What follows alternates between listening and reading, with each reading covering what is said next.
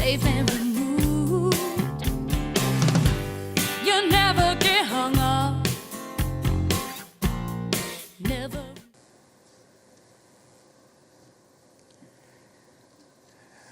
My own father died some time ago, and I'd like to read a poem for him.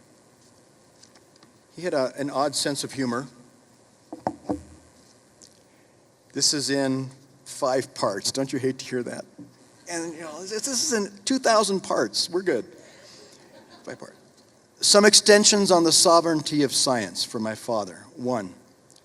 When the thought came to him, it was so simple, he shook his head. People are always looking for kidneys when their kidneys go bad. But why wait?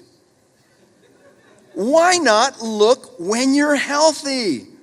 If 2 good kidneys do the trick, wouldn't 3 do the job even better? 3 kidneys, 2 livers, 2 hearts, of course. Instead of repairing damage, why not think ahead? Why not soup up the car?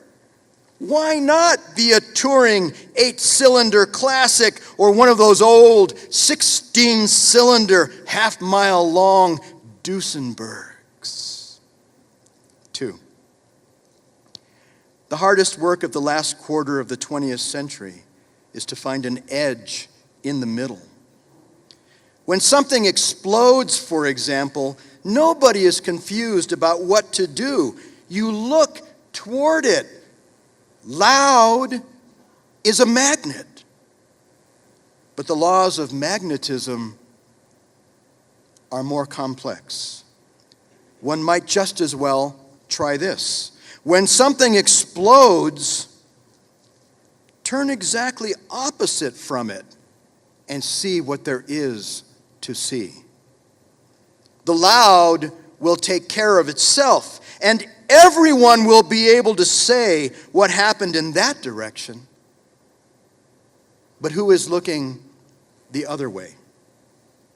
Nature, that magician and author of loud sounds. Maybe these events are nature's sleight of hand. And the real thing that's happening is in the other hand, or behind, or above, or below, or inside us. 3. On a recent trip to Bloomington, Indiana, I was being driven there from Indianapolis. Have you ever tried to put Indianapolis in a poem? It's hard to even type that long, right? And my friend pointed out some hills along the way, saying that these hills were made as a result of the farthest reach of the Ice Age glacier. I had been waiting for this moment ever since 5th grade. I could hardly contain myself, though I'm sure I just said, in the conversation.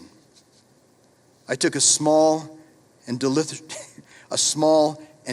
breath. So, I said slowly, that's the terminal moraine, huh? There, I said it. The phrase I'd saved up since the moment I found it in that 5th grade reader. Terminal moraine.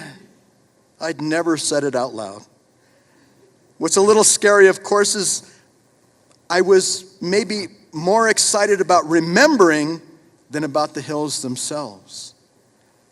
But if that was scary, it was sweet in the mouth too.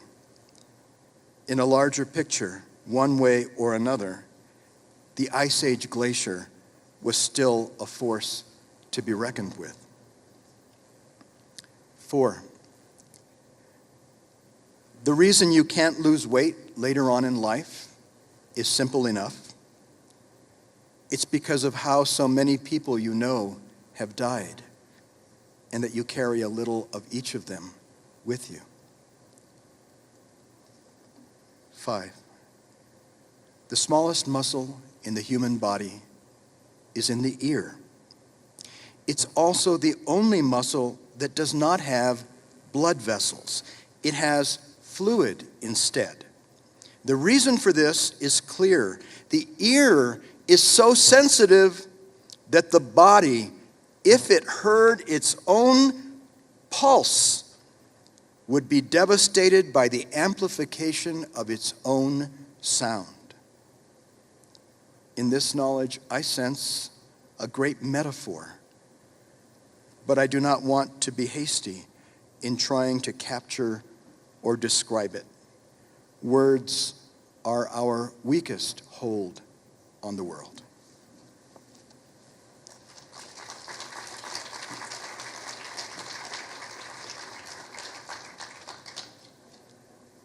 Two more. Is that okay? Our weakest hold on the world, sometimes we hand that over to science, to statistics. This is a poem about how that can and sometimes does not help us. This is called, "Who's That Good-Looking Pie Chart Walking Down the Hall?"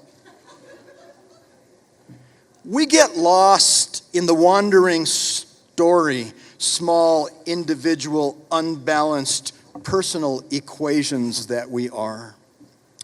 Lost in the graphs, the full-color charts, electronic bytes, and latest trends busily narrating us. But what are we? Charts begin with people and end with people. But in between, they are not people. And yet, so we explain ourselves as if our insides were a meat of numbers, holding us up, each a rangy bone construct working within allowable tolerances. Our lungs, our livers, our lives, more statistical than actual.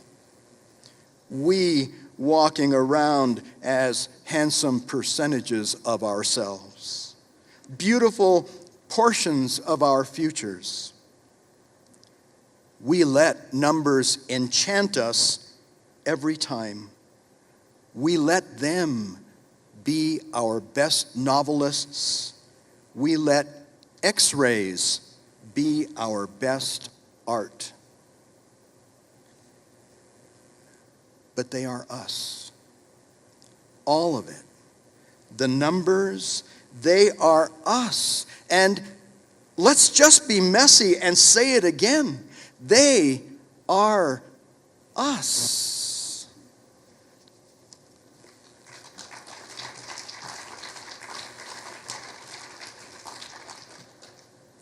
Let me finish with a dessert poem about pies. I think you can't miss with pie. This is in two parts. That's important to remember. It's called Perfect for Any Occasion. 1. Pies have a reputation, and it's immediate. No talk of potential regarding a pie. It's good or it isn't. But mostly it is. Sweet, very sweet. Right then, right there, blue and red. A pie can't go to junior college, work hard for the grades, work 2 jobs on the side.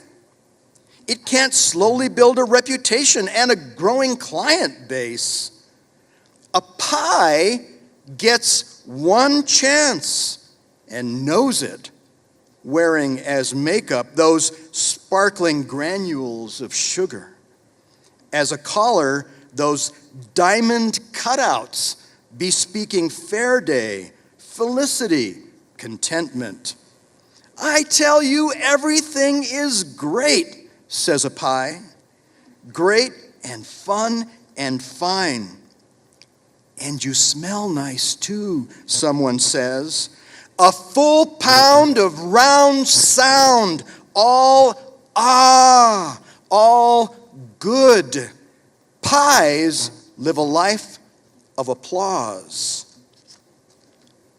2. But then there are the other pies, the leftover pies, the ones nobody chooses at Thanksgiving.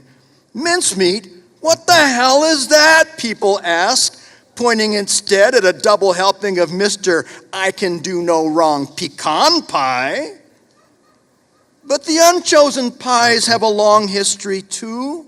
They have plenty of good stories, places they've been. They were once fun too. But nobody wants to listen to them anymore. Oh, sure, everybody used to love lard. But things have changed, brother. Things have changed. That's never the end of the story. Of course, some pies make a break for it, live underground for a while, doing what they can, talking fast, trying to be sweet pizzas if they're lucky. But no good comes of it. Nobody is fooled. A pie is a pie for one great day.